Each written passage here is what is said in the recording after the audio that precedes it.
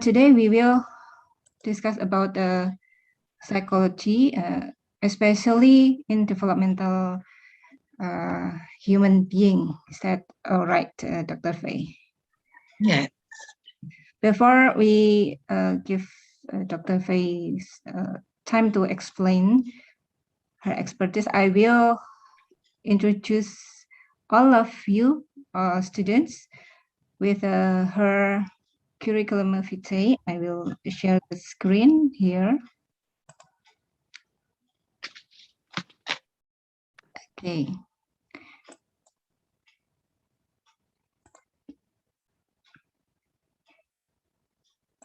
Okay. Dr. Faye Arcenas, now she was designated as Dean of the School of Arts and Sciences and Business Management of Brokenshire College, also served as a unit head of the Research and Publication Office to facilitate the promotion of a research culture among students, faculty, and staff. Formerly program head of the psychology program of and director of the Counseling and Psychological Wellness Center of Brokenshire College, a registered psychologist with a specialist in clinical psychology. Her achievements, these are her achievements, was awarded as excellent teacher of School of Arts and Sciences in Brokenshire College at 2015 and 2019.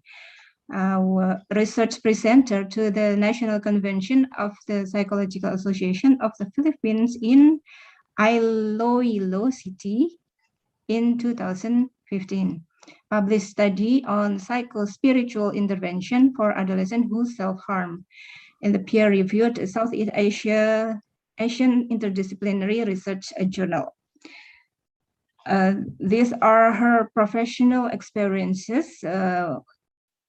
She was as a Dean of School of Arts and Sciences and Business Administration from June 2020 to May 31, 2021 as Unit Research and Publication Office in Brokenshire from September 2019 until May 13, 2020. Also program head of psychology program, Brokenshire College from August to September 2019. Social Science Coordinator, Brokenshire College from 2007 to 2008. As a teacher in a faculty psychology program from 2004 to 2012 and 2014 to 2017. As a director of Counseling and Psychological Wellness Center from 2012 to 2014. Then graduate school faculty from 2012 up to present. So until now, she still work at the graduate school faculty. Is it correct, Dr. Faye? Yes, that's correct. She is still a clinical psychologist and a member regional child welfare specialist group until now, 2016 until now. And then consultant in IBL Counseling and Testing Center Incorporation, 2007 and up to present. As a consultant, hired the Diagnosis Incorporation, and then youth worker or missionary intervarsity Christian fellowship Philippines from 1987 to 1990, and then 2002 2004, and then it's so many. Yeah, you may keep the others. Yes. You don't need to have them. Okay, I just want that's enough, I think. Okay, I think it's very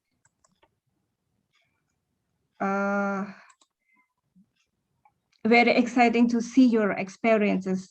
For me, it means you have so many knowledge to be shared. I think it's in child welfare, in developmental psychology, I think. So I will give you the time and the screen for presenting the sharing knowledge here. Please, Dr. Faye. Okay. Thank you. Thank you. I will call you Dwi. Is that okay? Yeah. Okay. Yeah. Thank you, Dwi. Thank you for inviting me here. It's my privilege to come and share with you what I have learned and what I have experienced in this field of clinical psychology. But let me just say, to add to what you have already said, that my original profession was I was a licensed architect. Okay, so when I got married and stayed home for 10 years, I neglected that aspect of my career. So after 10 years, I decided I want to reinvent myself. So I took a master's in psychology while I was teaching at Brokenshire College, and eventually I pursued also my doctorate. Oh, Oh, I have three boys, three sons. So they're all grown ups now. So I have already passed through the stage of dealing with adolescents. And I will tell you that it's not easy. It has not been easy to deal with adolescents. yeah. But I managed together with my husband to bring them up, and they are now engaged in their own personal careers. So I'm proud to say that they are now professionals and doing well in their own career.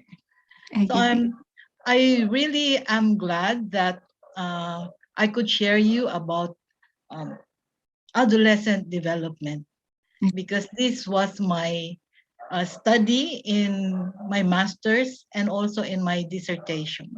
It's focused on adolescent development and the challenges that they face. Okay, so just a brief description of me on a personal note.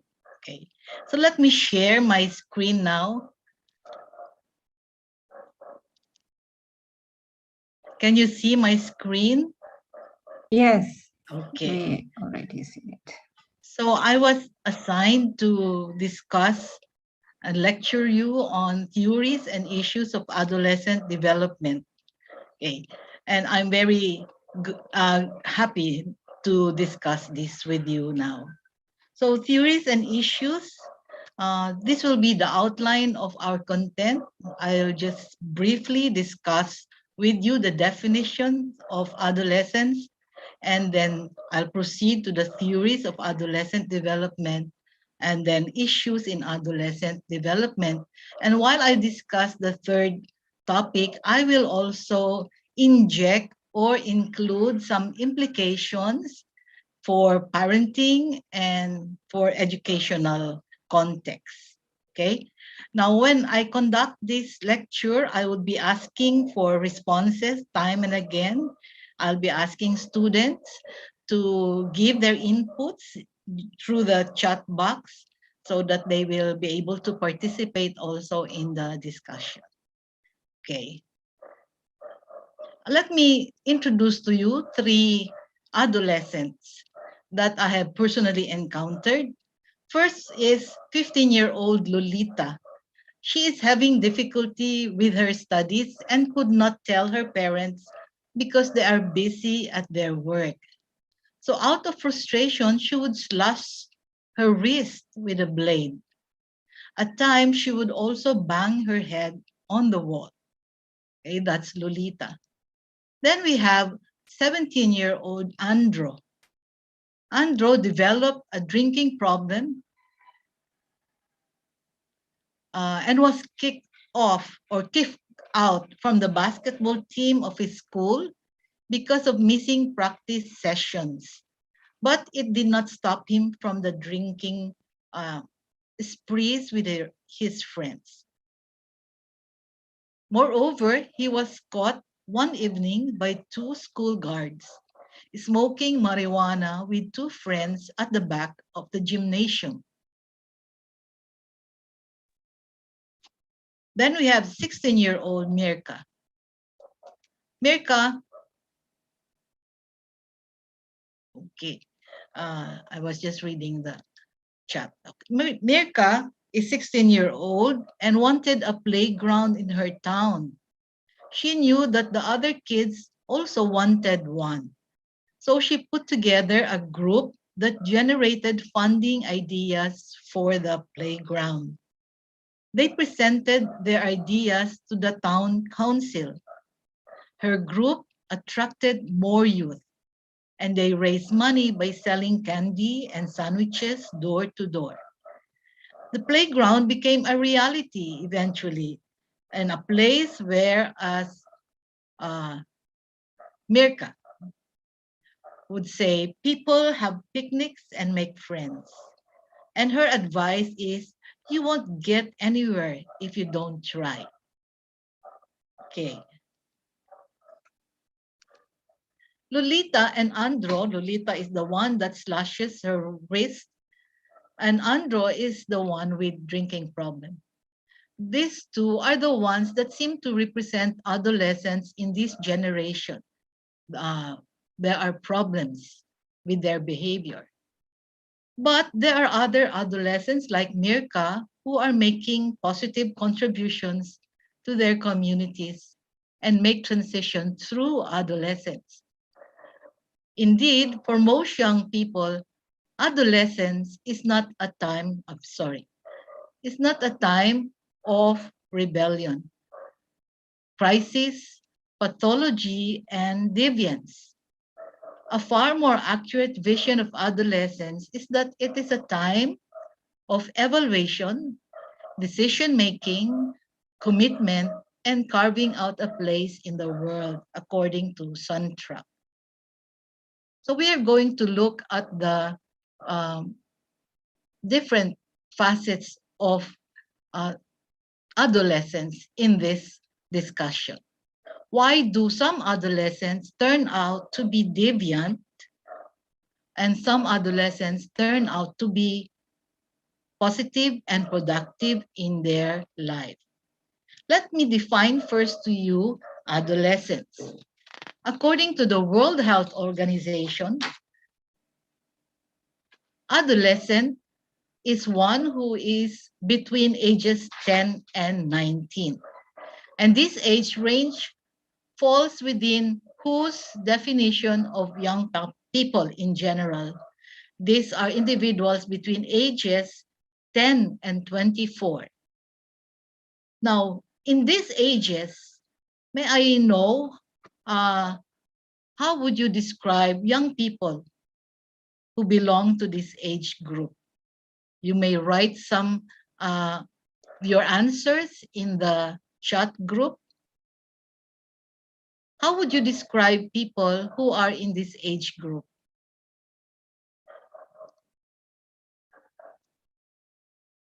Let me see. Okay. Dr. Faye, I translated for them. Oh, okay. Am I talking very fast? A little bit, perhaps. Oh, okay. I'm sorry. It's okay. I cannot see the chat if they are answering. Okay.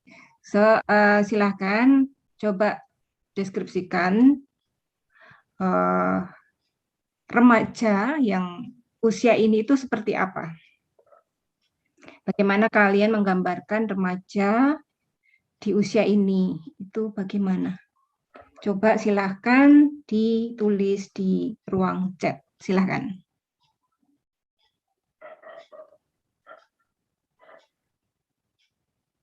I cannot see any answer yet, so let me just continue. Okay, let me continue. Okay. So, defining adolescence, according to Stanley Hall, maybe you have heard about Stanley Hall. In 1904, he proposed the storm and stress view of adolescence, which mean that adolescence is a turbulent time or a troubled time, charged with conflict and mood swings. That's how he saw adolescence. Now, in many societies, adolescence is equated with puberty. Are you familiar with the term? Puberty is the Puberty. stage when a person becomes mature for biological reproduction. It means that at puberty, our sexual organs are already functioning, and a female who is already in puberty can already become pregnant or have a child. And a male um, individual can produce the sperm needed to uh, fertilize the egg of a female. Okay, that is the biological reproduction part. In other societies, though, adolescence is seen broadly, not just in physical aspects of maturation, but it also includes psychological, social, and moral changes. So alongside with the physical aspect of maturation, there are changes in how a person sees himself or herself. And there are changes in the way he or she relates with other people, and also changes in his or her perceptions about what is right or what is wrong in uh, behavior and in decision making. So some societies have that broad idea of adolescence. Today, psychologists agree that adolescence is a time of pivotal development when individuals go through a range of physical and social transitions. But adolescence as a life stage can be ambiguous or unclear. So there is not one unifying definition of adolescence. This concept has led to some academic debate around how best to define adolescence. This is where our theories may help us in understanding more what adolescence is. So, in defining adolescence, we will be helped by 6 theories of adolescence. And let me enumerate them for you. We will look at the lifespan development view, the learning perspective, the humanistic perspective, ecological perspective, the sociocultural perspective, and the positive youth development perspective. I'll try to go slow, and if you have questions, you may write them on the chat later on. Okay, the lifespan development perspective is or was developed by Paul Baltes in 1987. You can Google Paul Baltes and you will see his work on this view. There are 6 characteristics of the lifespan view, but for our purposes in analyzing or understanding adolescence, I will only highlight the 4. Okay, and this is development is multidimensional, meaning it involves the dynamic interaction of factors like physical, cognitive, and emotional psychosocial development. Multidimensional. There are different aspects of the development. Then development is multi-directional, many directions. Basically, the directions are gains, one that increases and are added to the personality of the adolescent. And also there are losses that happen throughout the developmental stage. So you gain something when you are an adolescent, but you also lost some in the different aspects or dimensions of development. Dwi, am I still okay? Am I? Yes, I think I will read the chat. The previous event that you ask them, actually we have problem with the chat room. It hasn't been activated, so they cannot Oh, respond you. oh, okay, okay. Now I will read the one of them who responded to you. Yes. Her name is Kotranada. She said that she write that usually a teenager is selfish, want to be assumed as a correct always, and sometimes they are in moody state and it's hard to be um, told, I Right, guess. It's right, right. annoying behavior from Oh, teenagers. annoying behavior. Okay, thank you. Yes, those are characteristics of typical adolescence. Thank you for the response. Okay, Okay. thank you, Katranada. Okay. Okay, let me continue. Now, development is also plastic. Now, this is the not the material that we are using. No? Plastic means that the characteristics of an adolescent are malleable or can be reformed, okay, or can be changed. That is what we mean by plastic, not the material plastic. But there is a similarity to the material object that is plastic and the plasticity of personality of an individual. The plastic material can be shaped according to the object that it holds. Okay. So the development of an individual can also be formed or it can be changed depending on the circumstances. And lastly, development is influenced by contextual and socio-cultural influences. Let me expand on these descriptions. So by multidimensional, for example, puberty involves chemical changes in the brain that influence the psychological, physiological, emotional, and cognitive functioning of adolescents.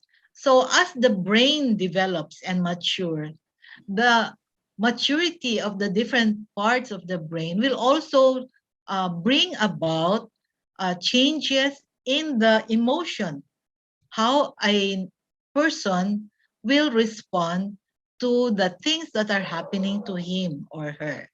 And also, there are changes in the way a person thinks. That is the cognitive functioning. So, once there are changes in the brain, in the maturation of the brain, then all the others will follow in the different dimensions. As far as multidirectional is concerned, we see that there are losses and gains uh, according to the theory. So adolescents may lose childish ways, being reactionary, no? Childish ways of expressing their emotions, crying or shouting, and they will gain greater self-regulation ability because of the growth or the maturation of the prefrontal cortex. Children will tend to be very, very demanding, but as the individual grows into adolescence, then that person will uh, reduce in that very demanding and spontaneous reactions, and they will learn to control some of the reactions, but some may still continue. But as there are changes and maturation in the prefrontal cortex, where the cognitive development happens, then there will be greater self-regulation. Being plastic means that developmental path can change according to experience. The neural pathways can be modified by exposure to different stimuli and opportunities. So for instance, a shy individual or a shy child, when exposed to a supportive peer environment, he or she gain friends who are supportive, then they become more confident and maybe become less shy later on, okay, because of the acceptance and support of their peers. Now, other experiences may also affect them negatively. When the person or the individual experience trauma, being embarrassed, being criticized in public, then the the confidence may be decreased. Okay? So the individual, that adolescent, may become more shy later on to avoid the effects of uh, being embarrassed and being persecuted by other people. Then the last one is contextual. The development and identity are influenced by historical events, geographical location, culture, socioeconomic status of the people who experience them. So people living in the mountains, the young people living in the mountains may develop differently from those adolescents who develop in the towns or in the cities. So as a person may transfer from the original place of residence in the province to the city, they will adapt to the different activities and behavior all young people who are in the city. So depending on the context, these individuals may change their behavior and developmental path to their uh, personal development. Okay, I hope you would remember this. So let's try to see that there are three contexts of development that Paul Baltes is mentioning in this theory. He identified normative age-graded influences or contexts, a normative history-graded influences, and non-normative influences.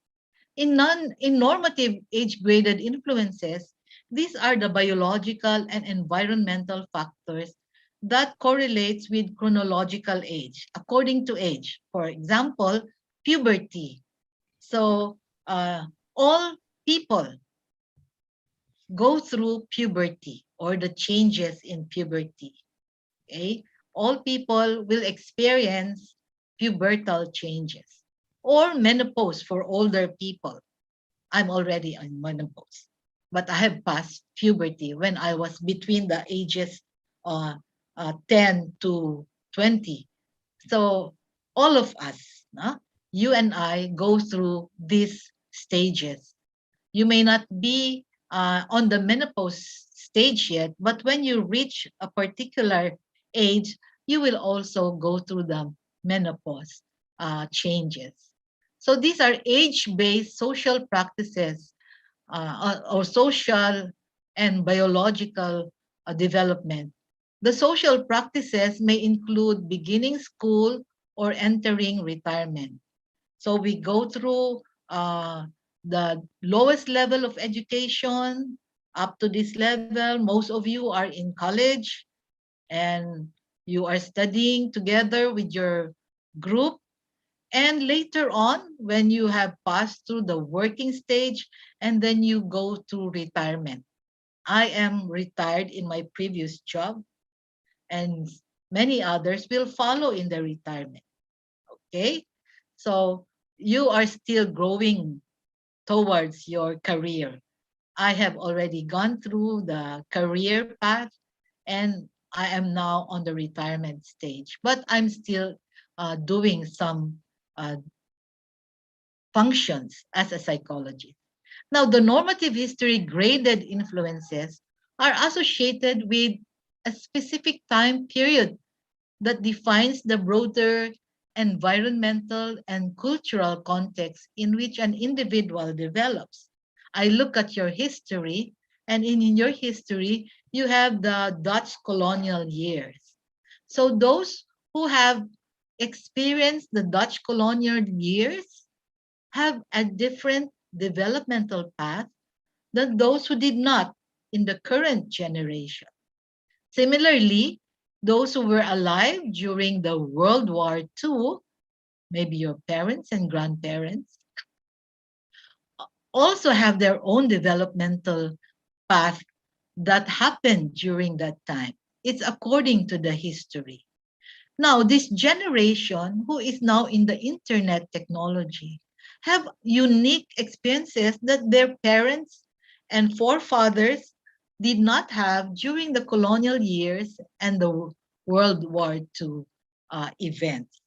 Okay, so these are history graded, and future generations of young people will also have different experiences and developmental paths. This is probably why parents and children may have some conflicts in the way they think, because parents grew up in a different environment, different history, while you, young people, grew up in this generation with entirely different exposures. Okay, so that is according to your history and according to our history before. But there are also non-normative influences. These are the unique experiences of an individual, whether biological or environmental, that shape the developmental process. So for example, an individual may meet an accident and he lost a leg in that accident. So if he is 15 years old, for 15 years, he has complete legs. But after the accident, he lost one leg. So how do you imagine his life would be? Okay, that is not true to all people. But for this person who lost a leg, will have a different path already in development. Now, if the parents of an adolescent died, okay, maybe one parent, a mother or father, or both parents died, then the development of the child will also be different already at that point in time onwards. Okay? Losing parents are going to affect his thinking, his feeling, and probably his physical development. Okay? Or a teenage pregnancy. A teenage pregnancy can alter completely the life path of a girl, a teenage girl. Okay? Having a baby at 14 years old or 15 years old, that is something that is radical. Okay? I am supposed to enjoy going out with friends. I'm supposed to enjoy schooling. Now that I am pregnant, what happened? Everything seems to stop. I will have to postpone schooling. I will have to learn to be a parent, which other females at the same age will not have to undergo. Okay. So let's remember this context of development and see how this will also figure in your personal development. Let's just recall. Okay, this is the time for recall, remembering, so that we will not leave behind what we have learned a few minutes back. So I have a story here.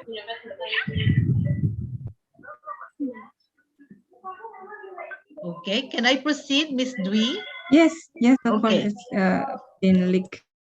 Okay, so I have a story here, brief story. Michael's grandfather was teaching Michael how to drive a car. At first, Michael was frustrated because his grandfather's reactions and driving were rather slow. His grandfather explained that while he's not as fast as he used to be, he is more careful in his driving in later life. When Michael followed his grandfather's example and avoided hitting another car due to his cautious driving, he appreciated his father's slow but careful driving. This difference in ability involving the loss of speed but gain of caution best illustrates Balte's principle that development is it multidirectional, multidimensional, contextual, or plastic? Is the chat group open now, Miss Dwi? No? I don't know. Anak-anak, apakah chat room-nya bisa dites coba? Saya pengen tahu apakah sudah dibuka. Silahkan. Anyone? Silahkan, coba. Sudah, Bu. There is an It's already open, Dr. Faye. Sorry. Okay, did somebody answer? Yes, Aurora. What Sahrina is the answered. answer? Yes, ma'am. It's already open. It's already. What is the Can answer? respond. Yeah, Oh, what is the response? Anak-anak, ini tadi ada satu kasus gitu ya, satu kasus. Nah, di sini ada peristiwa tadi sudah dijelaskan. Di sini termasuk dalam They can tahap choose between the milih answers. yang ini. Contextual said Anggita and Mirza Aulia Fajrurah Ramadana. Okay. Contextual, they think. Okay, their answer, the two answered contextual. Now I understand why they said contextual, because it is the context of the relationship with the grandfather. But the more correct answer is multi-directional. You know why? Because we have a clue here, the loss of speed and the gain of caution. You remember the definition of multi-directional. When you are in adolescence, you lose some of the abilities while you gain some. So the correct answer here is multi-directional, more accurate. But if you answer contextual, there is a reason for that. I can understand that. But there is also a change for plastic. Yeah. Plastic means there is a being able to change. Okay. Michael changed from a fast, careless driver into a slow, cautious driver. So there is a change. So there is also a sense that the change is plastic. Yes, I agree. But for the purpose of agreeing with our definition, the more accurate answer is multidirectional. But I'm happy that you are interacting with the example. I have another example here. I have Iminati and all her siblings are being raised by their elderly grandmother because both of their parents have died from complications of AIDS. This is very common in recent years in South Africa, as many adults have died due to the AIDS HIV epidemic, leaving their children to be raised by grandparents. According to Balte's contextual paradigm, this best exemplifies or illustrates which type of influence. Is it normative, age-graded influence? Does it say that the development is context-free, or is it a non-normative influence or normative history-graded influence? Which of these would be more accurate to describe the experience of Iminati and all of her siblings, the death of the parents due to AIDS? Oke, silakan dijawab. Ilustrasi ini, contoh ini yang paling menggambarkan itu perubahan yang disebabkan oleh apa? Silahkan. Apakah normatif, development is context free, non normatif, atau berdasarkan sejarah, perubahan yang berdasarkan sejarah. Silahkan. Oke.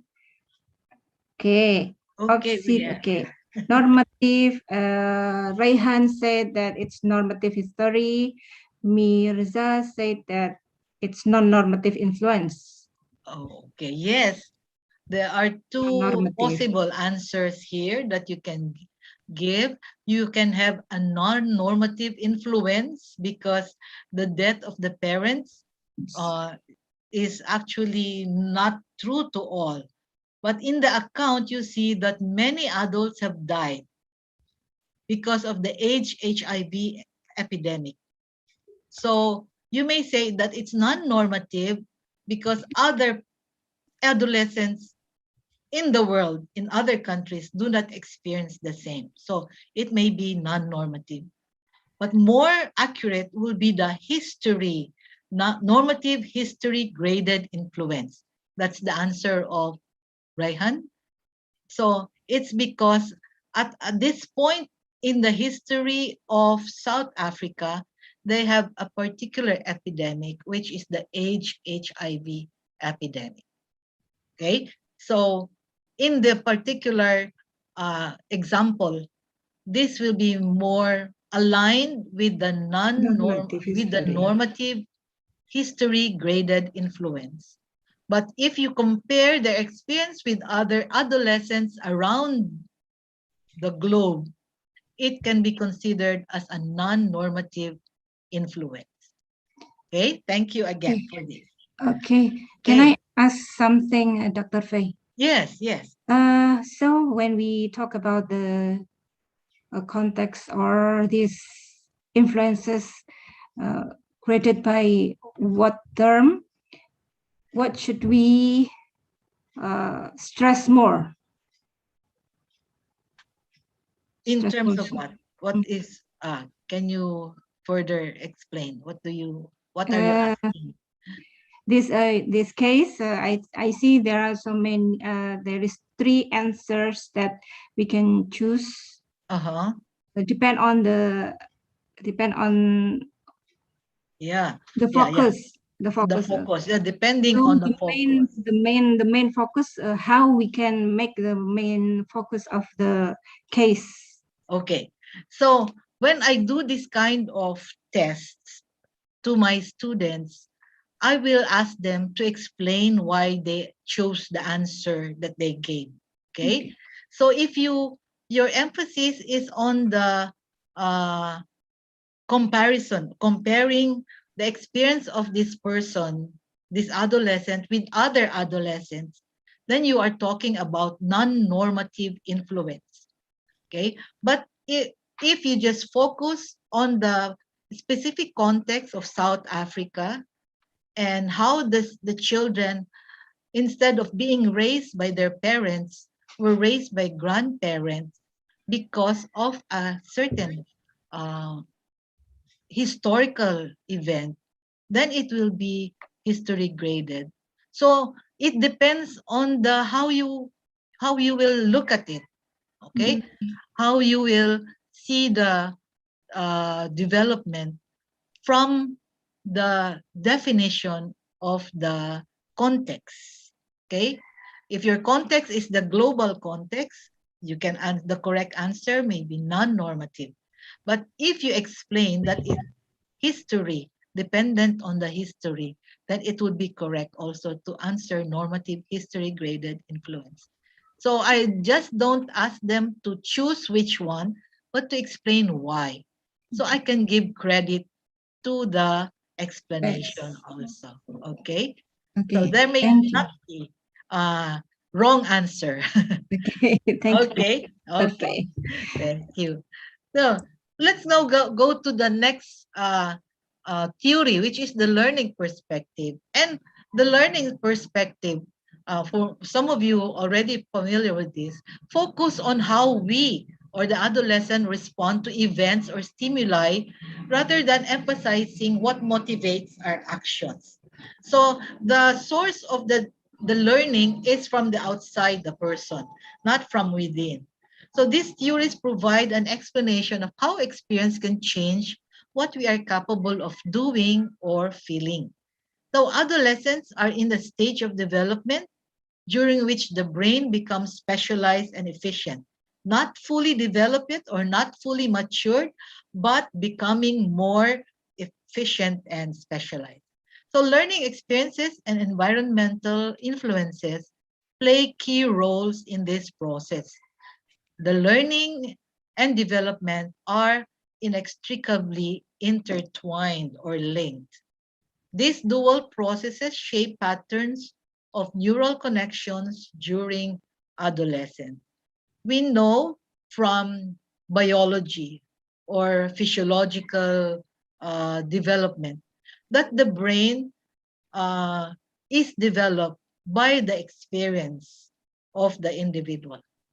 So as they engage in activities with certain objects or stimuli, then the brain develops connections, okay, or neural pathways that through practice, it will strengthen and become part of the individual's life. In these types of learning, we will see three types, actually four types, because I would like to note classical and operant conditioning uh, individually, and then social observational learning and cognitive learning. Okay. So in classical conditioning, you are familiar with Pavlovian experiment. And I will not go through that uh, experiment. Let me say that in summary, classical conditioning or learning explains that our responses to a situation in the past become attached to new situations.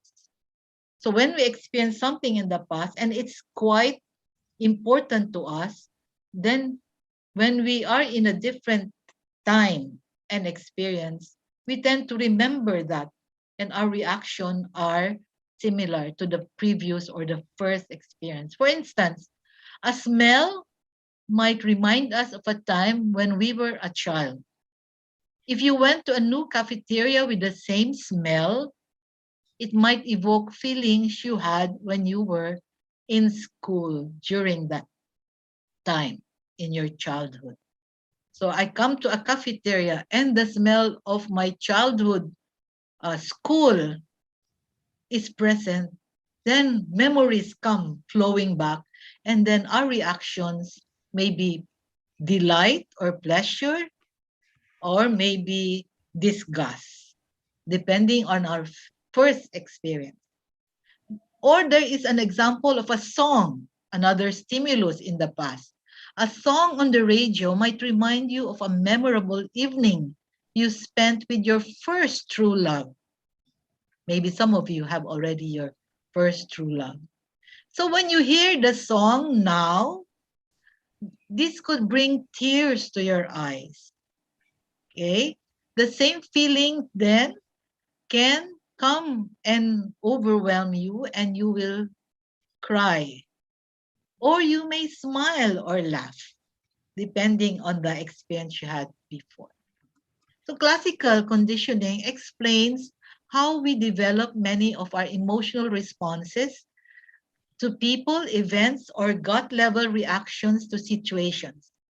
New situations may bring about an old response because the two have become connected, and attachments form in this way too. So, for instance, you have a fear or a phobia of speaking in public. How do you explain that fear? Why are you afraid? While other adolescents are not afraid to speak in public, why are you afraid? So it may be due to an experience of being scolded by a teacher when we have made a mistake while doing a class report. So that experience become traumatic. And so now in the present, when there is a situation when you are expected to speak in public, you try to hide yourself. You avoid it because you are afraid that you might commit a mistake again and you will be embarrassed and scolded. So phobia actually developed in the same or similar pathway. Okay? Having a traumatic experience can be attached to similar experiences in the future. Okay. So in classical conditioning, we are affected by what happened in the past. So how do we apply this or examples of classical conditioning? In therapy, where I am engaged in as a clinical psychologist, we help people cope with phobia or anxiety problems by changing the association or pairing. The something that provokes anxiety will now be associated or connected with a relaxation technique or a pleasant experience. So that when you have that similar experience which you had in the past, which developed anxiety or fear in you, now in this present, the therapy will help you change the association, not from a fearful response, but in a relaxing response already. And this will take time. Conditioning will have to develop over time. Okay. Now, teachers can also help students overcome anxiety or fear by pairing an anxiety-provoking situation instead of feeling anxious, such as performing in front of a group with pleasant surroundings. So the teacher need to think of creative ways that will help students eliminate the idea that this situation is fearful or anxious, anxiety provoking. So the pleasant surrounding will now be attached to the activity and it will produce a different response. Okay. Instead of feeling anxious and tense in these situations, the adolescent will learn to stay relaxed and calm. So that is classical conditioning. You are pairing a previously unpleasant experience with a new experience that will not elicit a negative response, but instead a positive response already. Okay.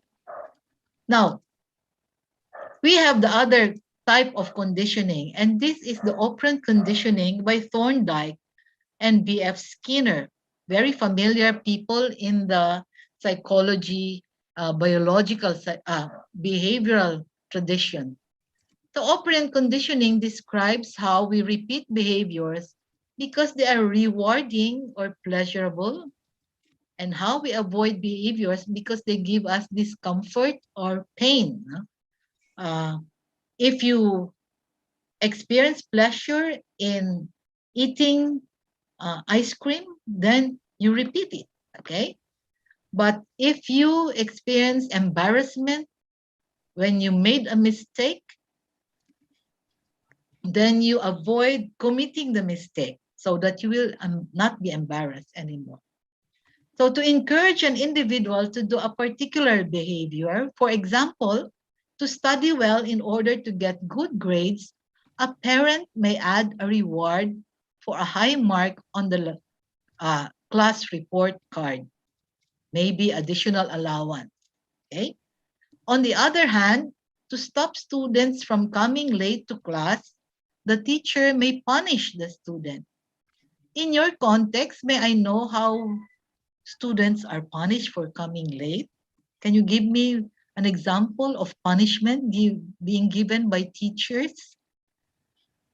Anyone? Silakan contohkan hukuman yang diberikan oleh guru. Silakan. Ditulis di chat ya. Running around at school. Oh, really? Sorry. Wow, running around the school. And the school is a big school. So that will be a tiring exercise. Doing push-ups for men or singing to embarrass them. Oh, I see. Well, for our, yeah. For our students here, those who are late may be asked to do a community service, may clean the grounds, no? Or maybe they will not be allowed to enter the class anymore for the entire period. So they miss quizzes and miss other activities. So when you are given those kinds of punishment, you you will not repeat the same, hopefully, will not repeat the same mistake that brought out the punishment. The stimulus that encourages a good behavior is called a reinforcement, while a stimulus that discourages an undesirable behavior is called a punishment. Okay? So if you are reinforced, that means that the, the behavior should continue. But if you are punished, then you have to stop that kind of behavior. Through operant conditioning, an association is made between a behavior and a consequence, whether negative or positive for that behavior. So here are some examples. For instance, after performing in a community theater play, you receive applause or people clapped at you. This act is a positive reinforcer, inspiring you to try out for more performance roles. Okay. Then a professor tells students that if they have perfect attendance all semester, then they do not have to take the final comprehensive exam, right? So just complete attendance. By removing an unpleasant stimulus, the final test, students are negatively reinforced to attend class regularly. Okay. So he removed the unpleasant experience of exam so that students will always come to class. Then if you fail to hand in a project on time, your boss or employer becomes angry and criticize your performance in front of co-workers. This act is a positive punisher. It's a direct punishment inflicted on you, making it less likely that you will finish projects late in the future. So it avoids the late submission. A teen girl does not clean up her room as she was asked. So her parents take away her phone for the rest of the day. Oh, that's very short. Some parents may take the phone for 1 week. And this is an example of a negative punishment in which a positive, desirable stimulus is taken away. Okay? So is the operant conditioning clear? Do you understand it? I hope you do. Okay? I hope it has clarified. Okay. Yeah, it's clear enough. Clear. I Thank think you. Yeah. If they have a question, is it okay if they raise their hand? Of course. It would be better. Okay. So that I will not forget and I can answer immediately.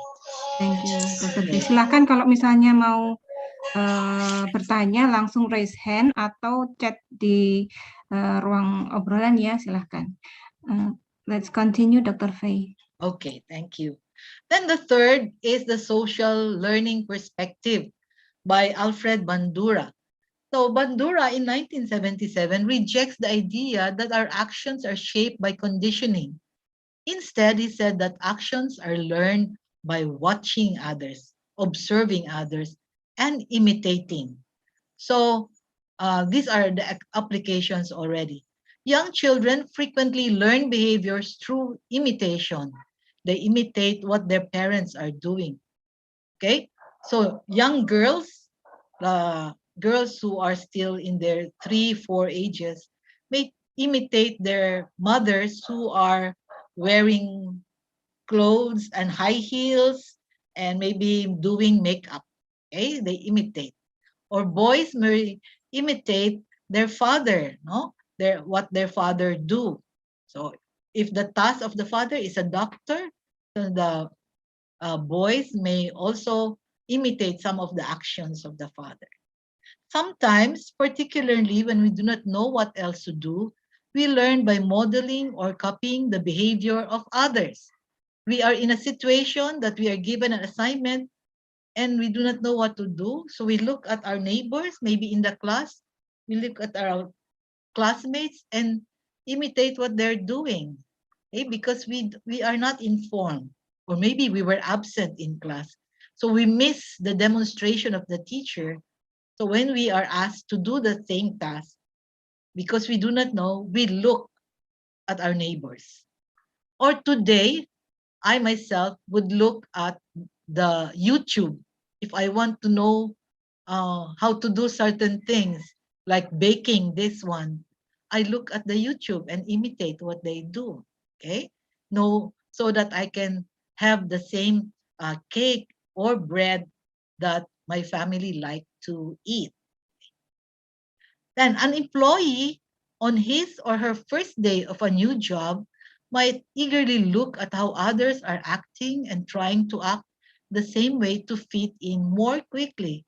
Because if you are new in the job, you do not know the culture of the place or the office. So before you act comfortably in a new environment, you try to observe, how do they speak? Huh? Do they speak in loud voice or in soft whispered voice? Okay, so that will help him or her fit in. Now, adolescents, because their identity is still forming, they are still very unsure of what they're doing. Okay, they are still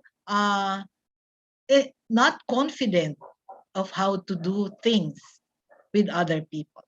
So they rely heavily on their peers to act as role models. In addition, they tend to imitate popular TV or movie stars in their physical appearance and manner of dressing, maybe in talking or in performing. I know, I am aware that my youngest son would imitate British accent. So he wants to learn how British speaks in English. So what he does is he view in the Netflix or in the internet how British people pronounce certain words. So he imitates and then he recites it to us. And it's funny, okay?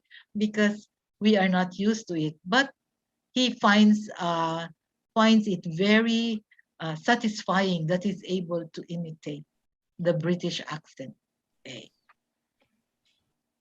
The social learning perspective said that humans are naturally developed to mimic or imitate any behaviors that are frequently seen as positive and see perform unless there are negative undesirable consequences to behavior. But some adolescents, although there are negative consequences to their behavior, continue to imitate because they gain a certain satisfaction in doing the activity. So imitation can be done towards good and positive behavior, but also to negative behavior. And you can see this that some young people may imitate the bad behavior of their parents also, like throwing garbage anywhere. Okay, so they imitate, and this is not a good behavior, but because they see an adult throw garbage anywhere on the street, they also learn to do that. Okay? Essentially, according to this theory, adolescents are especially driven by the pattern of behavior because they are at a critical point in the development of their identity. So they will copy almost everything that seems to benefit the image of the people who do them. And in most societies, females are especially at risk because the media shows women as thin, beautiful, sexy figures that are meant to be glorified for meeting that criteria. I don't know if that is true to your culture, but in our culture in the Philippines, females aspire to be thin, no? Try to do things so that they will not gain weight, okay? And become sexy and popular. So this is also being done in our country. Boys are also at risk when they see the masculinity alongside aggressive behavior. So if they think that a model is considered masculine and he is uh, being he's fighting, a masculine man and fighting with other young people, then they might also imitate these popular models. And so they are at risk for developing aggressive behaviors also. Okay, so this is from the social learning perspective. Uh, Sorry. Adolescence Adnan, Adnan, develop. tolong dimatikan. Yes, ma'am. Sorry, Dr. V. There is a link. Okay, I will just continue. Okay. Then we have the cognitive learning by Piaget and Vygotsky, but I will just talk about Piaget, not Vygotsky. Later, in the sociocultural perspective, I will discuss Vygotsky. So Piaget believed that children's intellectual skills change over time and that maturation or the growth of the neurons in the brain, uh, rather than training, brings about the change. So the learning is from within the individual. Children of different ages interpret the world differently. And according to Piaget, there are 4 stages of development, cognitive development. We have the sensory motor stage, which is from 0 to 2 years old, the pre-operational stage, which is 2 to 5 years old, the concrete operational stage from 6 to 12 years old, and the formal operation stage beyond 12 years old. Okay, so the adolescence is already on the formal operational stage. The changes in the brain of the adolescent interact with experience, knowledge, and social demands and produce rapid cognitive growth. So adolescents are now able to analyze situations. They can now see that this and this are related. Okay, if I do this, there will be consequences. And uh, they analyze situations logically in terms of cause and effect, and to entertain hypothetical situations and what if possibilities about the world. What happens if I fail? What happens if I take up this course in college? What happens if I lose my scholarship? The higher level thinking allows them to think about their future, to evaluate their choices or alternatives, and to set their personal goals for life. Okay?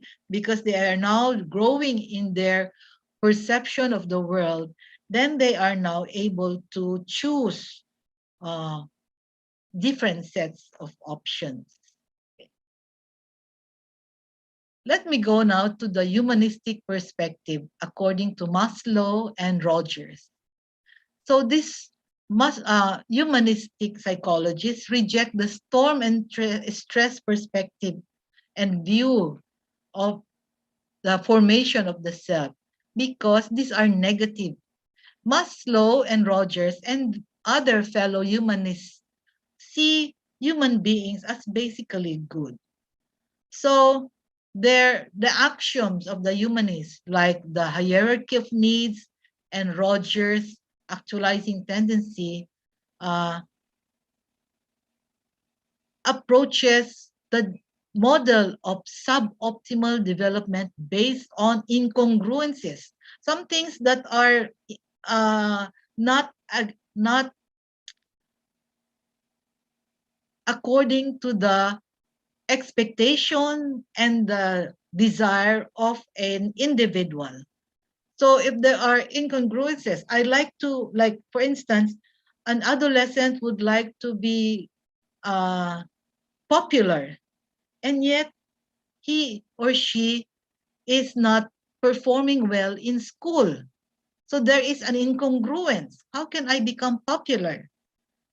If he wants to be a good athlete, and yet he cannot afford or she cannot afford to be trained, then there is incongruence. It doesn't mean that the child or the adolescent is not able, but there are incongruences that need to be reconciled or need to be resolved. So the incongruences lead to difficulties with self-worth. They feel sometimes that they are not uh, worthy. Mental health issues like depression and anxiety or fear, and limited capacities for self-exploration. So the incongruences will create mental health issues.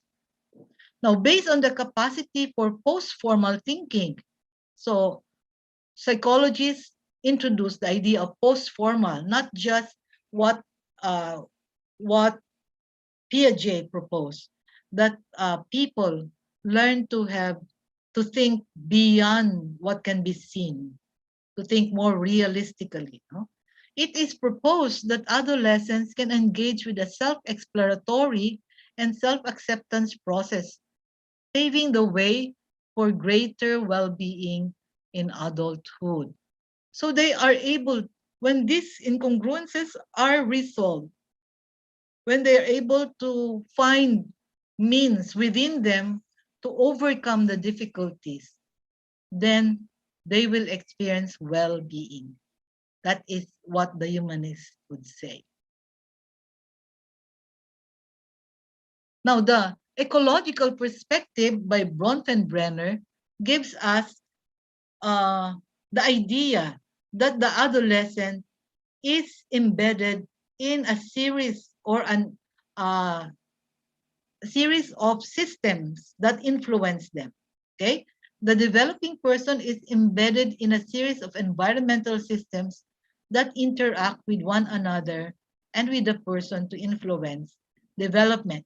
So you see here, the child is at the center, then the system, microsystem involves the immediate family, the mesosystem is the kinship, the exosystem is the local environment, formal works and services, and then the macro system is the economic policy, social, and wider environment. So briefly, let me introduce these systems. So immediate settings, including role relationship and activities of the person, is the microsystem. The mesosystem is the interconnection among an individual immediate setting or microsystem. The exosystem are the social systems that children and adolescents do not directly experience, like the work of the parents, the employment of the parents, not directly, but they are affected. Then we have the macro system, the larger cultural or subcultural context. We have your community, maybe the city, or maybe the national context where development occurs. And there is an added system in recently, the chrono system, which involves the changes in the individual or the environment that occur over times and influence the direction development takes. So similar to the lifespan development, the normative history graded uh, influences is the chrono system. It depends on the timing where the child is. Okay. Now, the behavior of adolescents need to be understood from the influence of the five systems. We cannot separate. If a child is behaving delinquently, it is not just because of the child's deviancy or the fault of the child. It may be because of family systems. It may be because of the community where he is. It may be because of some lacking in the laws, in the rules, or it may be because of negligence from the higher uh, environment, the government. Okay, so it should be understood in that context. And the adolescent need to be aware that this or her behavior and value systems are shaped by powerful systems that work in his or her environment. So if I am an adolescent and I want new uh, and more sophisticated cell phones. It is not just my personal desire. It is because I'm probably looking at the TV or the internet, which gives me a lot of information that this is a better cell phone. This is good. It will make you popular. So that's all uh, projected in the media, or it may be in the internet, in Facebook, no, where people show off their cell phones, and then it creates also a desire for the individual. So that is how we need to understand also adolescence. Now, fifthly, and I will not discuss this at length, but let me give you the um, basic explanation of the sociocultural perspective. The social cultural theory states that development results from the dynamic interaction between the person and social and cultural forces. Now, this is has an overlap with the Bronfenbrenner and also the contextual. So there are overlaps already. So we see the adolescent affected by cultural values, the social interaction with parents, siblings, peers, and teachers, and the ability of the child to communicate, to use language. Okay.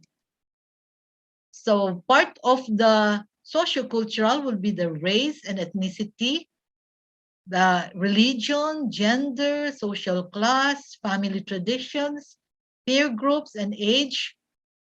Uh, these are the subgroups that may influence someone's behavior. So we can ask from this perspective, do students from poverty-stricken areas learn differently than students in wealthy homes? We can ask that. Do they learn differently? A poor student compared with a student coming from a wealthy family?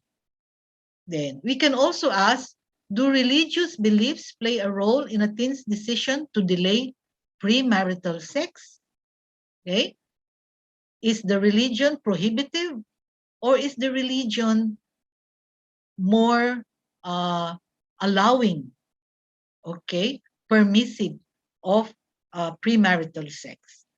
Do families that eat dinner together every night have more successful children than families who don't eat together during dinner time? These are these questions are explainable by the sociocultural perspective. Of course, others also, other theories also. Then the last one, which is a new development. Okay, you will see that this has developed in 2005. This is the positive youth development perspective by Lerner and other companions that he has. After this discussion, I will raise a question and answer. Okay, so the positive youth development originated from ecological systems and also from positive psychology. So you will see a similar uh, principle involved from the ecological system of Bronfenbrenner and also positive psychology.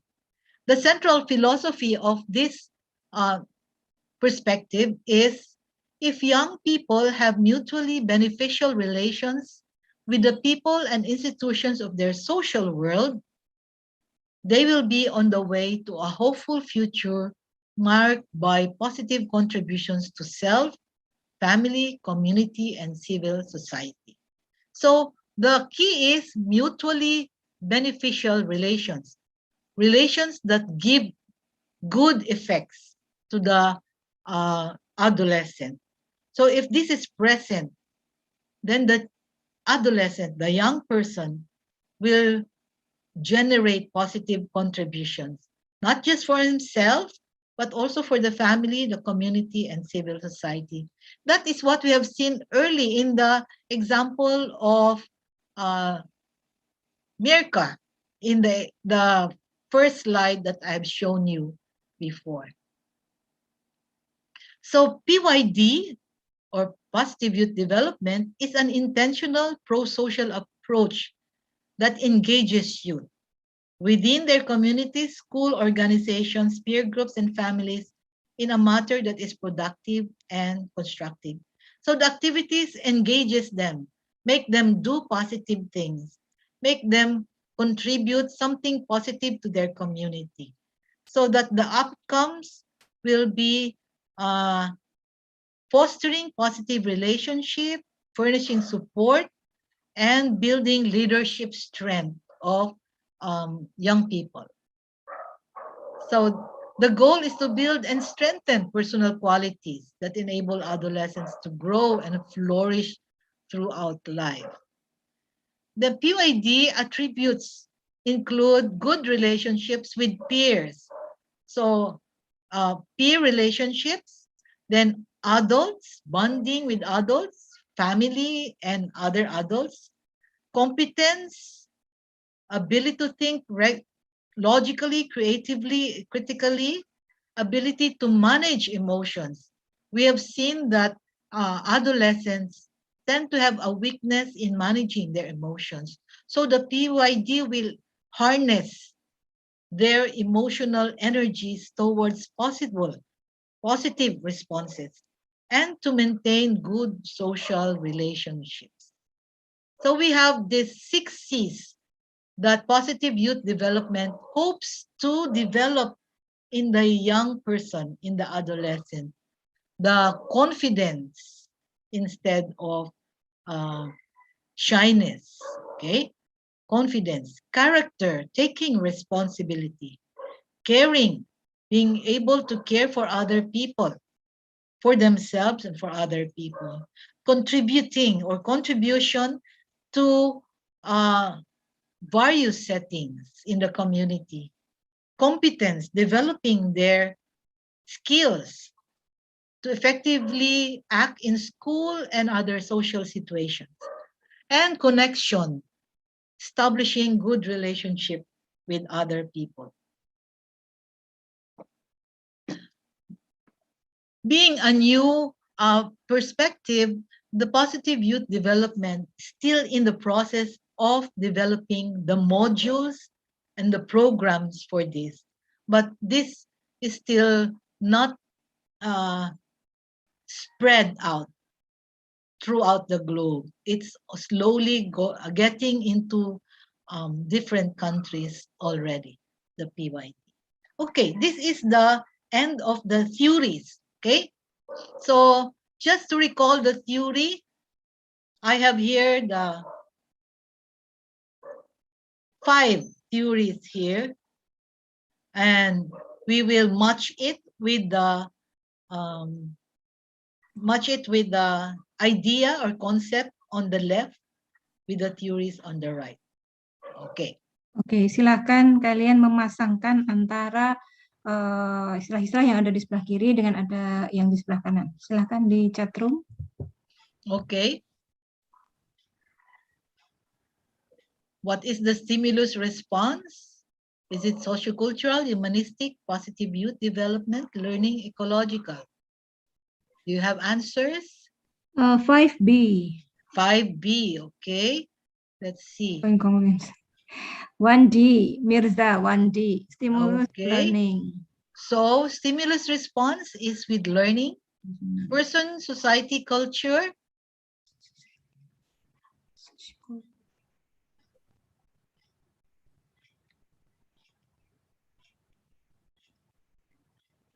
The idea. 2A, sociocultural. Okay, sociocultural perspective. Mirza again.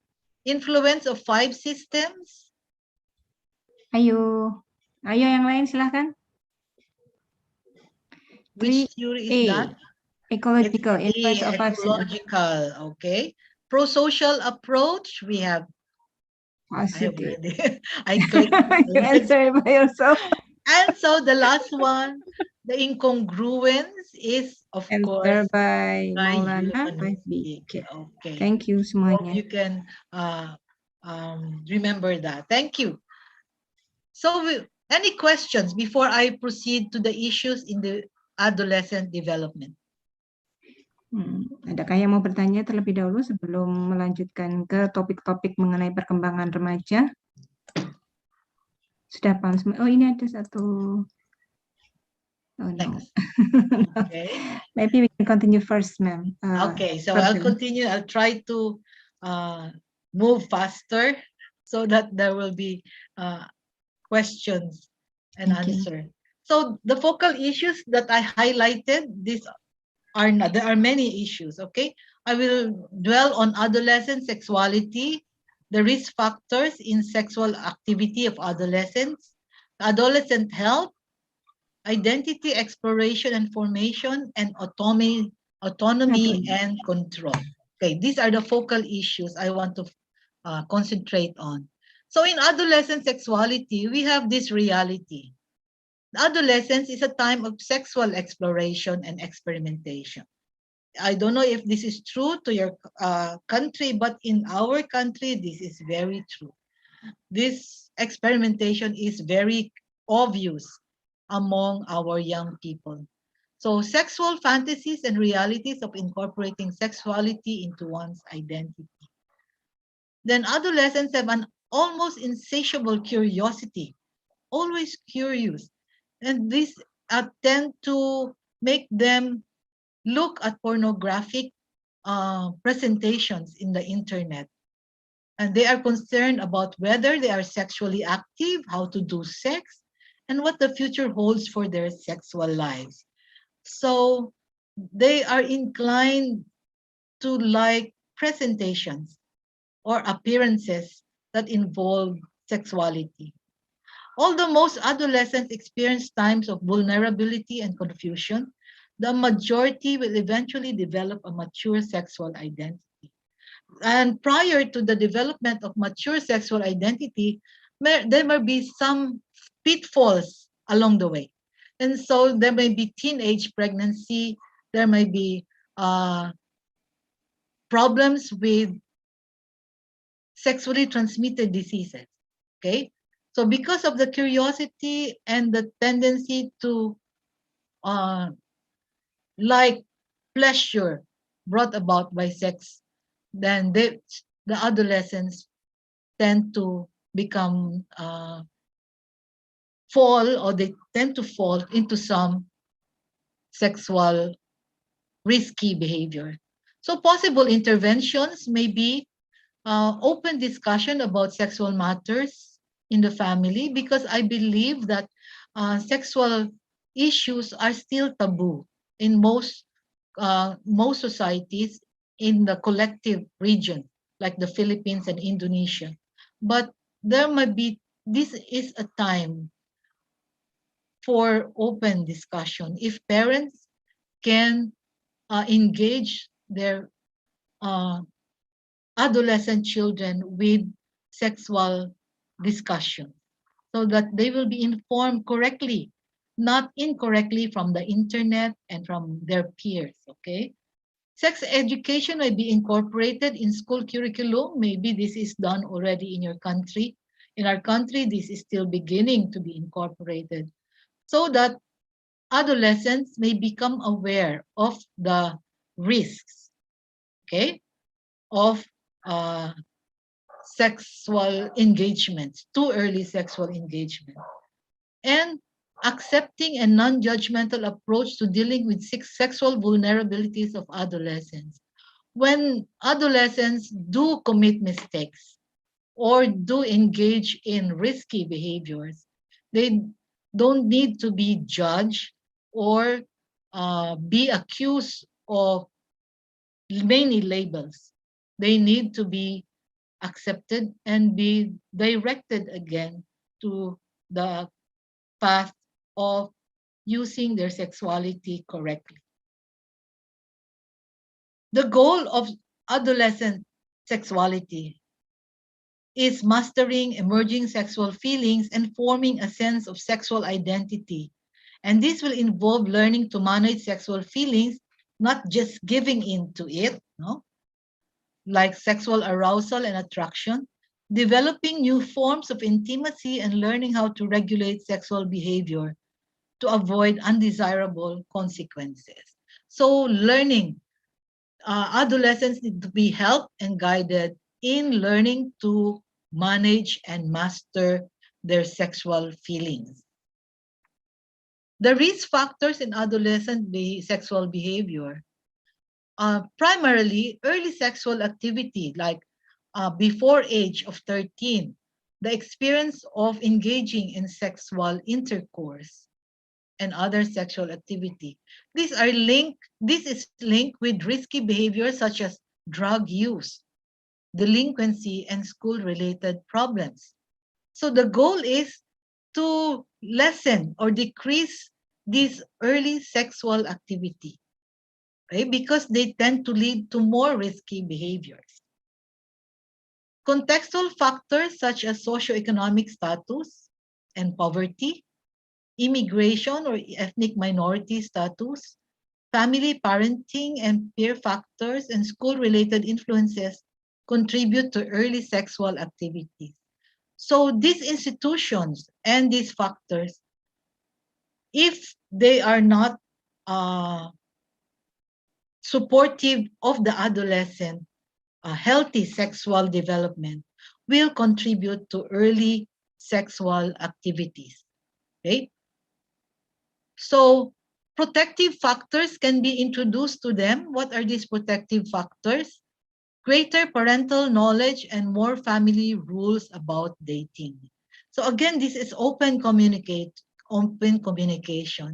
Parents need to educate themselves about the reality of the interests and popularity of the sexual activities for their adolescent children.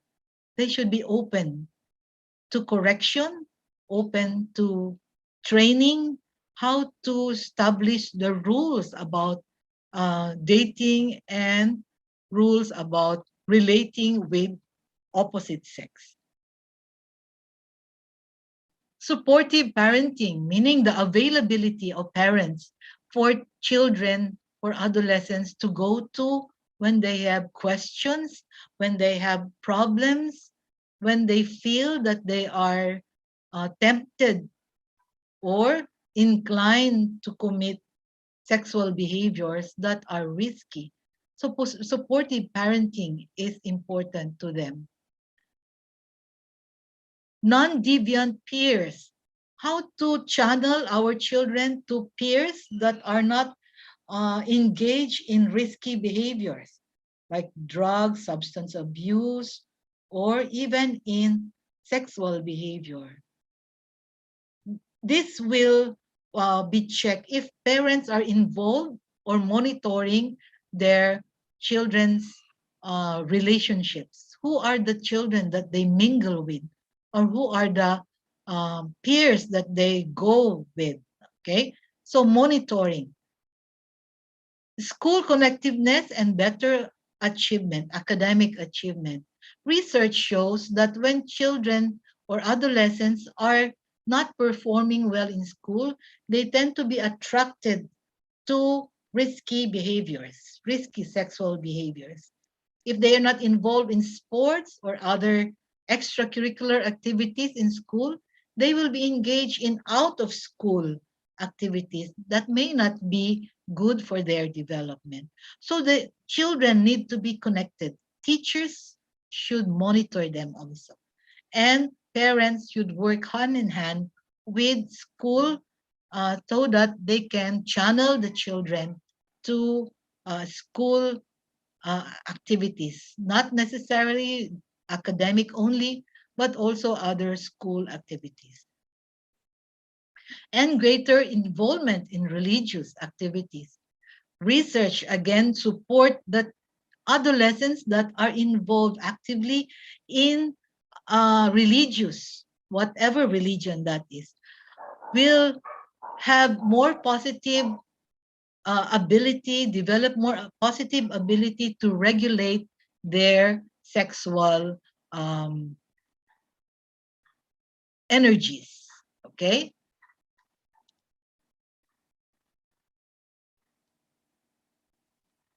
Then adolescent health. And there are so many issues in adolescent health that need to be attended to, especially during this time. We need to attend to the nutrition and exercise of adolescents, need to see the quality of food that they taken in this current environment, the trend to favor the fast foods, okay, food, okay, because these fast food meals are oftentimes have a lot of fats, so this encourages obesity. Okay, so quality of food should be monitored for the adolescents so that they will not be engaged in, or they will not develop obesity. Now, current current lifestyle of adolescents tend to be less active due to internet and gaming. Okay, internet, media engagements and gaming. So they neglect on exercise. We need to encourage sports and exercise for adolescents. Sleep. Adolescents need adequate sleep, 8 hours and more. But we have a lot of sleep stealers for adolescents. These sleep stealers tend to be electronic media, tend to be caffeine, the drinks that they are engaged in, early school start. When school starts too early, 7 o'clock, that may not enable adolescents to have adequate sleep. Outcomes of less than 8 hours sleep are the following. They feel tired, sleepy, in school, being cranky and irritable, falling asleep in school, higher anxiety, be in depressed mood, peer-related problems. These are outcomes or effects of less than 8 hours sleep. Then the risk of substance use and abuse initially would be participating in alcohol, uh, drinking, smoking. These are the initial abuses or initial substances that can be abused. Okay. Now, from this, if this is not attended to or given intervention, it may progress to illicit drugs such as marijuana and methamphetamine and other drugs. So there should be interventions to minimize activities that will cause alcohol and smoking and drug problems for um, adolescents. Then currently, mental health has become a really great issue. During the pandemic, I have experienced a lot of clients who come to me and ask for counseling and therapy. These mental health issues fall under depression, anxiety, self-injury, suicidal thoughts, and suicide, and also eating disorders. Many are in the first category, the depression and anxiety. Some, and this is increasing also, are in the self-injury behavior. And I'm aware that in my country, the number of suicidal adolescents is going up. Okay, and this is very sad. So adolescents need help, a lot of help in helping them deal with their issues that lead to depression, to anxiety, to self-injury, and for some to eating disorders. I don't know also how this is, how the situation is in your country, but mental health is now a global concern. Okay, it's a global concern. We need to attend to these factors in adolescent health. Let me highlight the parental role in prevention of substance use and abuse. because this is the primary connection or relations that influence us.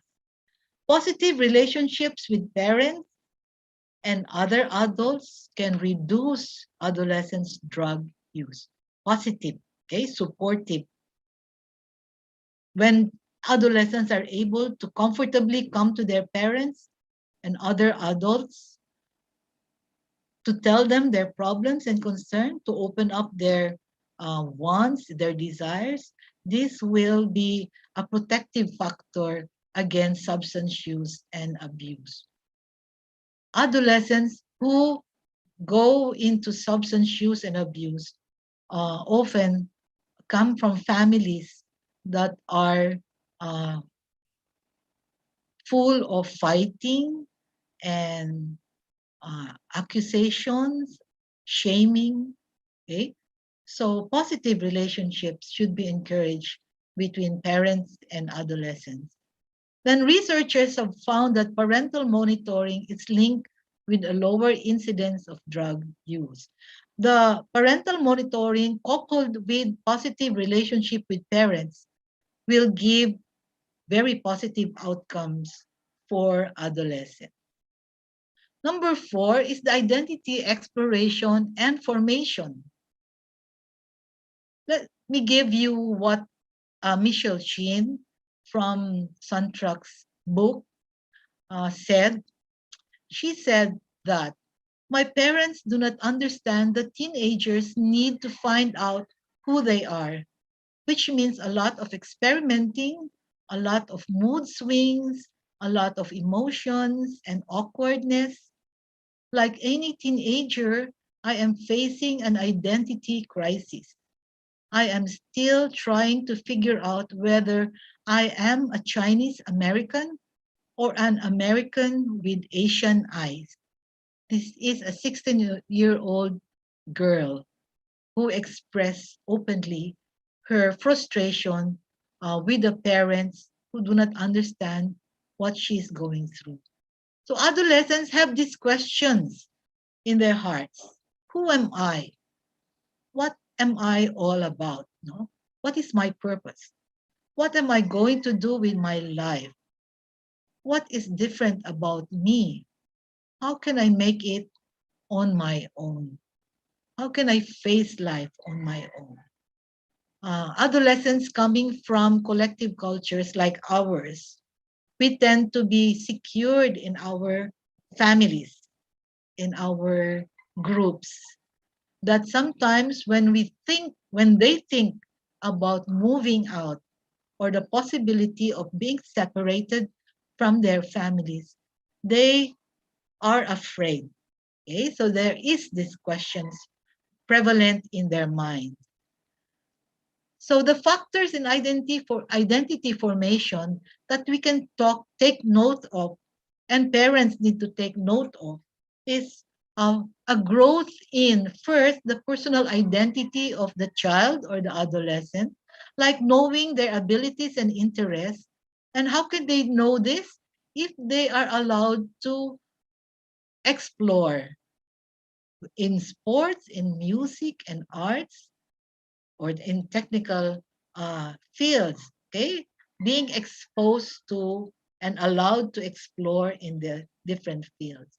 They also need to grow personal identity with their moral values. Adolescents are still forming what they agree with in terms of what will I believe. No? It's not yet formed. What they believe in is passed on to them by their parents, but they have not assimilated them fully in their own identity. So they are looking into what do they believe in and what will I be committed to, okay? And specifically in religious convictions, do they share the conviction of their parents, or are they inclined to believe in other things? Then personal identity in terms of goals. As they clarify their abilities and interests and their values and convictions, they will also clarify their personal goals. I want to be a doctor because I want to help uh, the sick, right? I want to be in the arts. I want to be a musician. I want to entertain.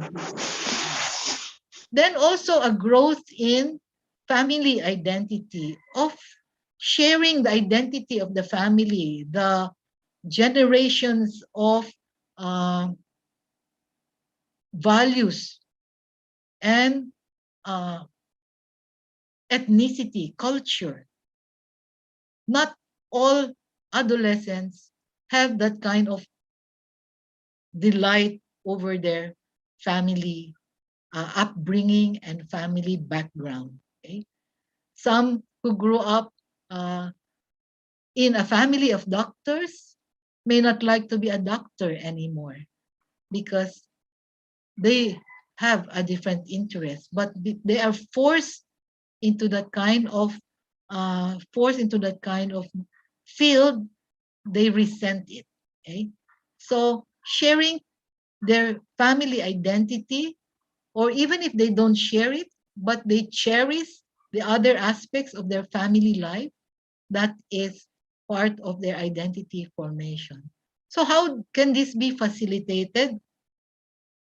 Again, we have the similar need of the adolescent for family support, the encouragement of family, not to force them into to do what the parents or would the family want them to do, but to be supported in their desire. Peer support. So if the peer, a non-deviant peer, can encourage also and support the adolescents. So this means that they need to be encouraged also to participate in social interaction with peers. School support, opportunities that can help the adolescent explore their interests and abilities. Societal support, scholarships, exposures, support of laws that will encourage them to engage in particular fields of interest. So we need support for the identity formation of the adolescent. Lastly, let me talk about autonomy and control. And when we talk of autonomy, this is the tendency of the individual to make decisions and actions on his own, while control is part of the uh, authority being exerted by the parents over the adolescent. So in adolescence, being able to make independent choices and taking responsibility for one's choices is going to be the mark of an adult individual. And this should be the goal of raising children, not dependent children, but children who will exercise their own choices and be responsible for them. At the onset of adolescence, initially, okay, the average individual does not have the knowledge to make appropriate or mature decisions in all areas of life. So the adolescent need guidance along this line. Okay. The typical adolescent will start pushing for autonomy. They want to do things for themselves, whereas the parents will try to stop them. The parents' tendency will still to make the adolescent do what they want. But when an adolescent assert or express their desire that they don't like that or they want another thing, then the parents become threatened. Okay? This puzzles the parents, and some parents, or maybe many parents, are angered by the tendency of the child, the adolescent, to be independent. This is where the turbulence come in, or the uh, problems come in conflicts. This is especially true from those coming from collective cultures like ours. In the individualistic cultures in the West, this is not a problem. Parents expect that their children will be independent. And so they immediately cut some of their control, even when the children are still young, okay, and allow the children to do their choices. Both the individual adolescent and the parents have to make adjustment in this area. It's not just the parents, but also the adolescent. Adolescent need autonomy, but there is also a need for some guidance. So there is supposed to be a communication. What can I do on my own? Or what can the adolescent do on my own? And what should be still under the control of parents because they are still dependent on parents. Okay. So they both have to make adjustment, even though it will be slow, to the growth of autonomy and responsibility of the adolescent. This is quite hard and may result to a lot of conflicts. So adolescents' ability to attain autonomy and gain control over their behavior is acquired through appropriate adult interactions. No? This will be an give and take uh, interaction. So until they reach the ability to fully control their life and to be autonomous. So just a brief look at some parent-adolescent conflict, and I will end here. So in early adolescence, conflict may be about house chores and fighting with siblings. I've experienced this very turbulent times. In late adolescence, like from 16 years onwards, conflicts are concerning homework and technology like cell phone, computer, and or video game purchase and use, and then also about values, conflicting values between parents and children. Okay, so what do we need? We need parent a source of support and advice. Parents' advice will have to be according to the needs of the child. There is a need for calm and thoughtful discussion of the child's problems, not accusation or not being angry at the child when they make some things that are against the parents. The parent need to guide in the analysis of possible short-term and long-term consequences of action. So in the conversation, the parent will be there to make the adolescent pinpoint what are the consequences of this move that you're going to take, so that the adolescent will make a decision for himself.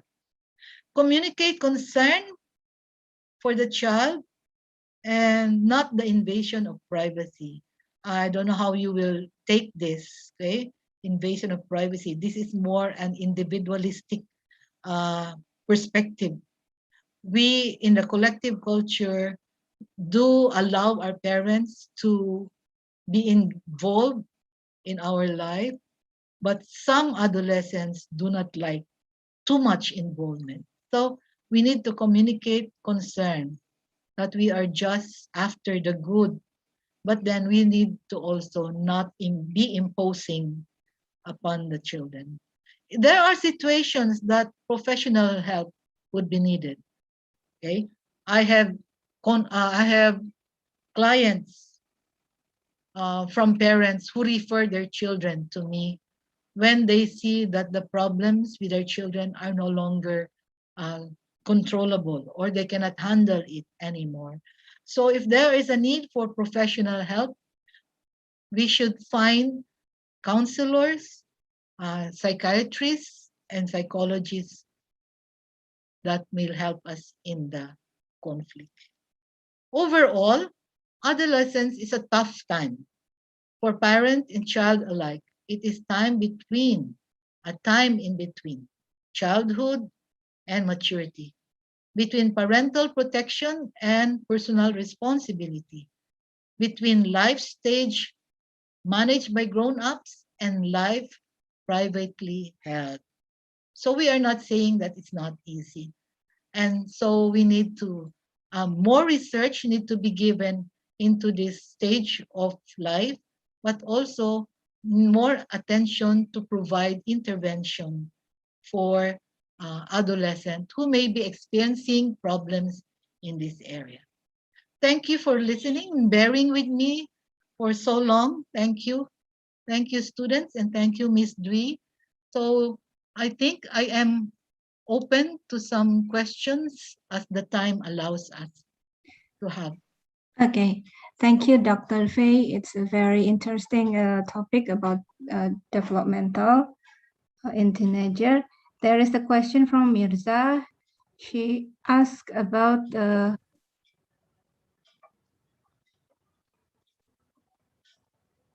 pandangan Anda mengenai perbedaan perspektif perilaku yang selalu akan perbedaan perspektif perilaku dapat menyebabkan konflik.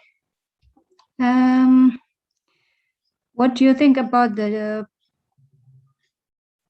differences in perspective of a teenager and parent, and that differences of perspective make the teenager and parents in conflict? Very true, very true. That is so true, especially among our cultures. Okay, children are exposed to ideas already, Western ideas, but also educated ideas about how they want to live their life.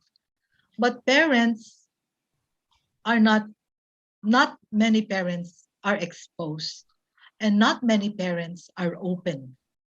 Okay, so that creates the problem. I wish that parents like me, or those who are in the 40s, 50s, will listen and learn to ideas about parenting, new modes of parenting, because the old traditional types of parenting is not working anymore and creates more tension in the family. So I agree that there is a lot of problem in between parents who do not recognize the legitimacy of children's ideas and desires. So they come in conflict. So what I can say is that both will have to talk about it. And I'm sorry that if there are parents who are really close in their minds, I feel sad for the children because they struggle a lot because of that. I wish that there will be more open communication. But again, reality tells us that not many parents are open. Not many parents are open. So children, even though you do not agree eye to eye with your parents, they still need respect. They still need to be listened to. When you are able to support yourself financially, then probably you can assert more your desires. But while you are still under the house of your parents and depending on them for your needs, they need to be respected, they need to be listened to. And I hope that parents who are listening may listen also to new ideas that are not necessarily wrong. Okay, I don't want to go against culture, not against religion, but we need to be open to the new perspectives of children and in education. Okay, there should be communication of this. Schools need to have probably more dialogues in this regard, the school is very strategic in providing discussions about parenting, okay? New parenting styles for the new generation. So I encourage Unissula to engage parents in the new discussion. Okay. Okay, thank you, Dr. Faye. This is about perspective. Yes, I can see that different perspective between parents and teenagers will come out with conflict because there is no understanding of each other about the ideas of the teenager. And Mirza said that different perspective is on the behavior.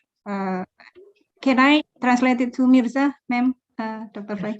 Ya, jadi Mirza, ketika kita dituntut, jadi perbedaan perspektif ini memang tadi dijelaskan oleh Dr. Fay bahwa orang tua butuh memahami remaja dan remaja butuh untuk memahami apa yang diinginkan oleh orang tua. Jadi saling gitu ya. Nah, kalau misalnya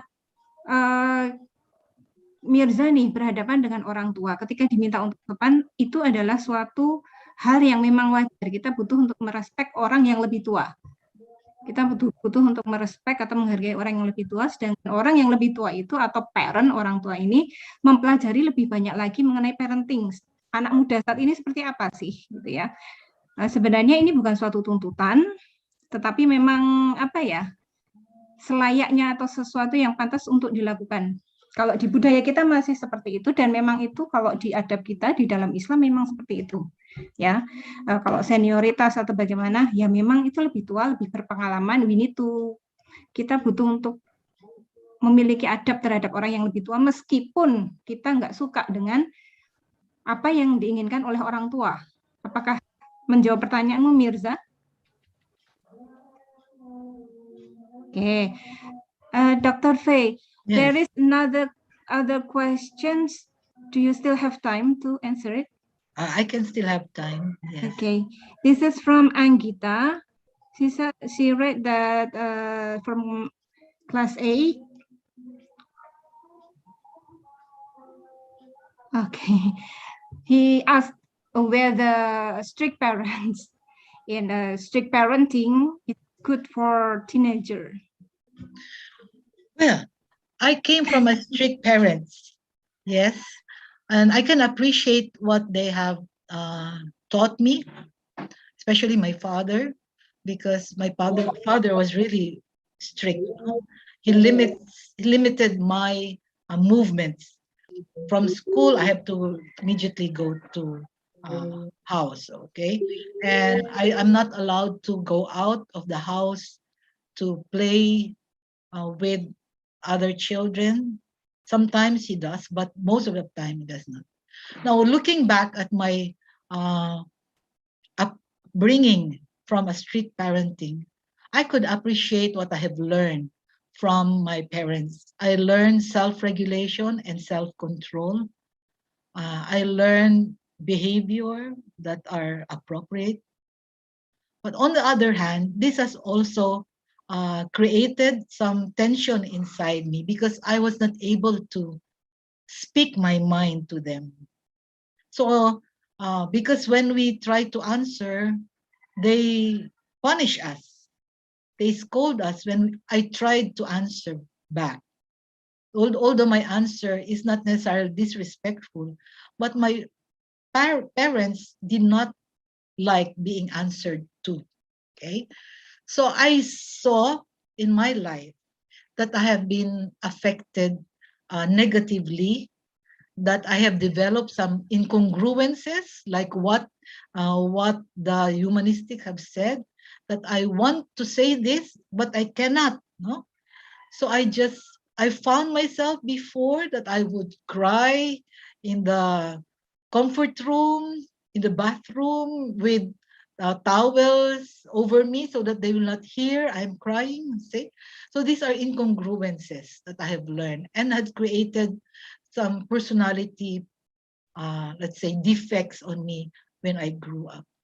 So I would say that for you who are growing up in strict parenting, environment, you try to check your mind about how to respond to your parents. They mean good, they mean well, but they did not know that some of their approaches are not anymore uh, compatible.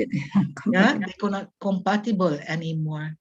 So you need to show respect and then process it. You need to find some person who you can process your feelings with, friends who can understand you, or teachers who can understand you. Because if you keep to your heart the negative feelings, that may result to some mental health issues that you will struggle with later on. So if you cannot talk back to your parents, then find a way that you can release your negative feeling to some people who are accepting to you, whom you can trust. Okay, but do not contradict immediately your parents. If you can explain to your parents your side, if they can listen, try to. But if they cannot, do not, and would not, then you need to respect them nevertheless and find a way to express that feeling so that it can be processed and not stay there and become infected and create hatred. Okay? If you do not release it, it will become infected and you will be resentful of your parents. But find some people who can support you. Oke, thank you Dr. Faye. Jadi Anggita, apakah sudah paham dengan penjelasannya?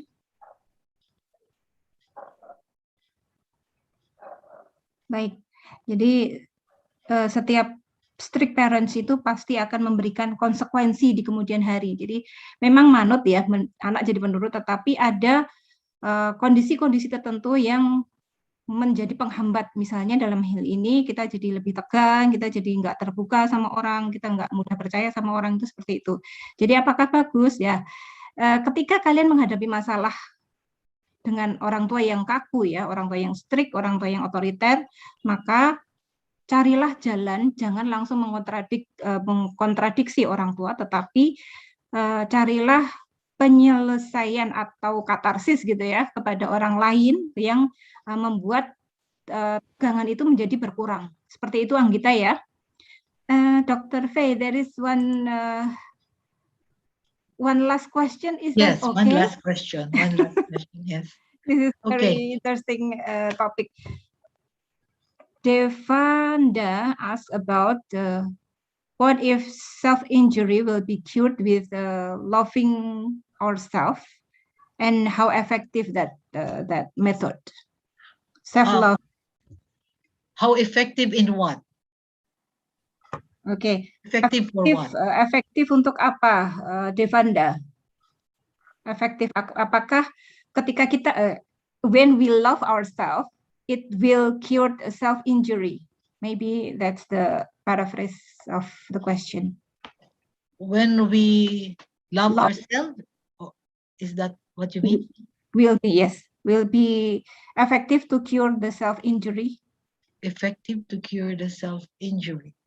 I don't get accurately what you are saying, but I am aware that many adolescents in our culture are engaging in self-injury. I had a client 2 days ago who admitted to me that he is slashing his wrist because he could not complete his modules in school, and teachers are accusing him or getting angry at her.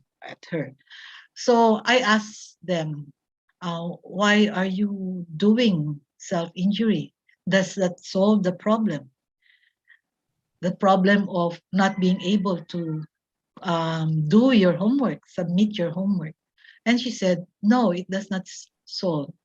But what it does is it helps her get off her mind from the problem at hand. momentarily she forgets the problem of the requirements in school. Only momentarily. Yes, I told her, yes, it may make you forget for a while, but the effect of the self-harming can be uh, more injurious to you. So I told her, you need to have other coping mechanism that will resolve your problem.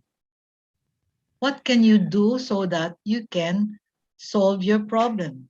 What is the problem all about? Now, in my study, in my dissertation about self-harming adolescents, I realized that self-harming can be addictive too, because adolescents say that it gives them pleasure. And so when it gives them pleasure, then whenever they have a problem, they will go to self-harming behavior. Why does it create an addiction? So, when you do self-harming, our body counteracts by releasing uh, natural pain relievers. Okay, so for instance, if you bump your head on the wall and you try to um, massage, later on the bump pain will go away because the body has generated the anti-pain chemicals. So these anti-pain chemicals create a pleasure experience.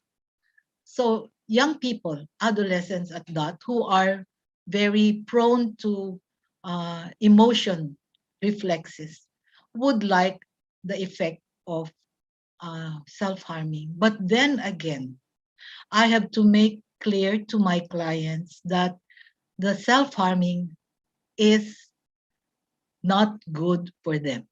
I try to make them see that it is not going to do good for them, especially if they are going to cut a main vein in their body that will lead to death. And if they do not intend to kill themselves, then uh, that will be disastrous for them. So self-harming, very common, but then it does not solve any problem for the young person. And through our therapy, I try to make them think that the self-harming does not work out for good of the young people. I have to ask questions. I have to try to make their mind or their thoughts see how defective that is. Okay, so the self-harming is a poor coping mechanism because it does not solve the problem. Okay. So in my client, I told her, what is your ultimate ambition? So I told her, what is your ambition? And she told me, this is my goal. So if this is your goal, your self-harming is negating your goal. It will not bring about your goal. You see? So in that manner, I shift negative thoughts to self-harming into more positive. So I ask them, what can you do actually to solve the problem? I don't know how, if this is, it does make sense. But in my second meeting with my client, she said, I'm not self-harming anymore.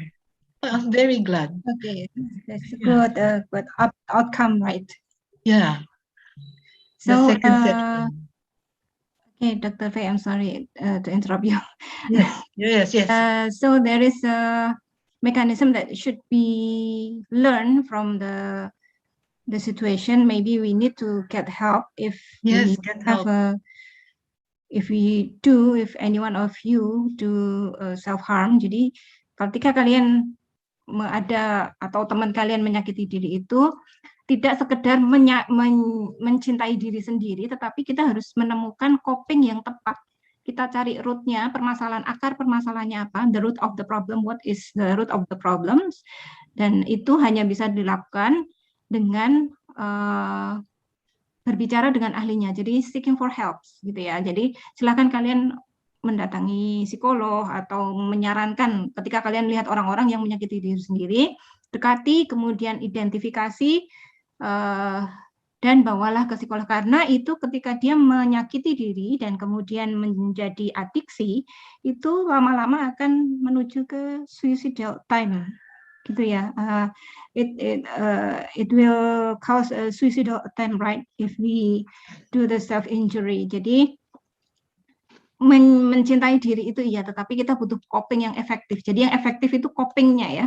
Copingnya, Devanda, silahkan nanti kita bisa berbincang lagi di lain kesempatan. Oke, mudah-mudahan sudah paham ya, Devinda. Oke, Dr. V, it's very, very interesting today. We learn about the adolescent developmental and the problems and what should we do to cope the problems. Thank you very much. We really appreciate and being honored to have you here. I hope we will not only see in this meeting, maybe next time we will meet again. Yes, I hope so. Thank you very much. Okay, thank you. I will close this lecturing. Thank you very much. Terima kasih anak-anak atas kehadirannya dan partisipasi aktifnya. Terima kasih sekali. Alhamdulillahirrabbilalamin. Assalamualaikum warahmatullahi wabarakatuh. Thank you very much, Dr. Faye. It's a very pleasure.